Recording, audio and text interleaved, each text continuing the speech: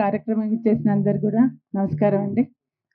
ధనక్ నుంచి ఎప్పుడైతే వీళ్ళిద్దరు మాకు పరిచయం అయ్యారో ముందు వాళ్ళని మీ ఇంటికి పిలిపించాం.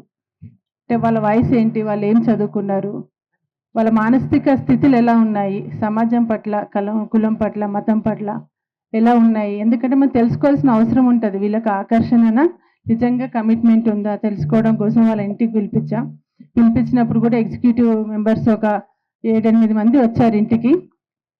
వచ్చిన తర్వాత దాదాపు మేము ఒక 2 గంటలు మాట్లాడిన అనంతరం వారికి ఏ రకంగా పెళ్లి చేసుకోవాలి, స్పెషల్ మ్యారేజ్ యాక్ట్కి ఎట్లా అప్లై చేసుకోవాలని చెప్పేసి మేము రిజిస్ట్రేషన్ ఆఫీస్ దేనికి వెళ్ళాలి అన్నీ చెప్పి గైడ్ చేసి పంపించాం. ఎప్పుడైతే 45 డేస్ నోటీస్ అనంతరం ఈ పెళ్లి చేసుకోవాల్సింది ఉంటుందో అప్పుడు మేము ఆ రిజిస్ట్రేషన్ ఆఫీస్కి వెళ్ళినప్పుడు మాకు చాలా ఇబ్బందులు వచ్చాయి. ముఖ్యంగా అక్కడ రిజిస్టర్ ఎవరైతే లేడీ ఉందో, నిజానికి ఆవిడ రిజిస్టర్ అని చెప్పలేం, మమ్మీ ఒక ఆడపిల్ల తల్లి కూర్చుందేమో అనిపించింది. ఎన్ని రకాలుగా అడ్డుకోవాలో అన్ని రకాలుగా అడ్డుకున్నారు. ఫస్ట్ పాయింట్ ఏం చెప్పింది, అలా ఎలా చేస్తామండి, వారి అడ్రస్ ప్రూఫ్ రాంగ్ అని వాళ్ళ మదర్, యాక్చువల్లీ వీళ్ళ అమ్మాయి తరఫు వాళ్ళు రాత్రి 11 గంటలకు మా ఇంటికి వచ్చారు. ఎందుకంటే అడ్రస్ ప్రూఫ్ అమ్మాయి మా ఇంటిది పెట్టిందనమాట.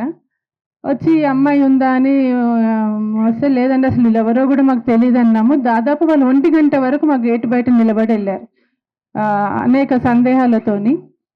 తర్వాత నేను రిజిస్ట్రేషన్ ఆఫీస్కి వెళ్ళినప్పుడు రిజిస్టర్ అదే చూస్తుంది, ఇది తప్పు కదండి, అడ్రస్ తప్పని కంప్లైంట్ ఉంది అంటే, లేదండి ఇది ఓనర్ని నేనే జ్యోతి చూడండి అని చెప్పిన తర్వాత, అలా ఎలా చేస్తామండి, వాళ్ళ మదర్ వచ్చి ఏడ్చిపోతుంది, అట్లెట్లా చేస్తాము అంటే, మీరు చట్టరీత్యా ఏమైనా ప్రాబ్లమ్స్ ఉంటే చెప్పండి.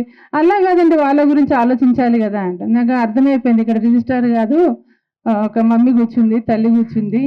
ఎందుకంటే మనం ఎక్కడ వెళ్ళినా కూడా, పోలీస్ స్టేషన్లకు వెళ్ళినా ఎక్కడికి వెళ్ళినా కూడా అధికారులు కూర్చోవట్లేరు, అంత బాబాయిలు, అన్నయ్యలు, నాన్నలు వాళ్ళే ఉంటున్నారు. ఒక కులంకి వాళ్ళ కులాన్ని నమ్ముతూ కూర్చుంటున్నారు అక్కడ. అమ్మాయి అబ్బాయి అగ్రకులమైన దళిత అయినప్పుడు కేసు ఇంకోలా ఉంటుంది.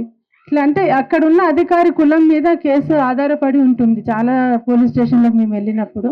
అయితే చివరికి తను ఏం చెప్తుందంటే, ఇలా మాకు క్లర్క్ రాలేదండి కనుక ఇవాళ చెయ్యం 4-5 రోజుల తర్వాత రమ్మన్నది.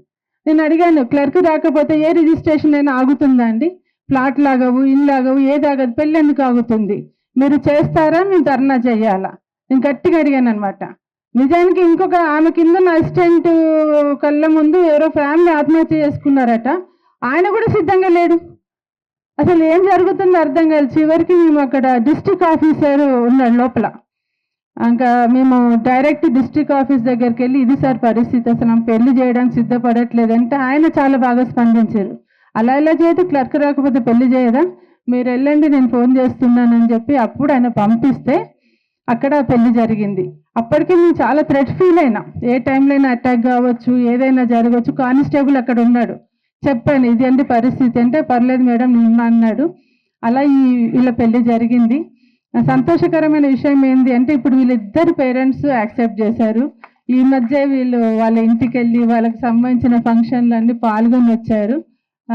అంటే ఇది ఈ పెళ్ళే కాదు, ప్రతి పెళ్ళి కూడా రిజిస్ట్రేషన్ ఆఫీస్లో చాలా ఇబ్బందికరమైన పరిస్థితులు ఉన్నాయి, చాలా ఫేస్ చేయాల్సి వస్తుంది. వీళ్ళ పెళ్ళి దాదాపు ఒక 2 నెలల శ్రమ అని చెప్పొచ్చు. చాలా సాటిస్ఫైగా అనిపించింది వీళ్ళ పెళ్లి చేయడం. థ్యాంక్ యూ నాకు అవకాశం ఇచ్చినందుకు.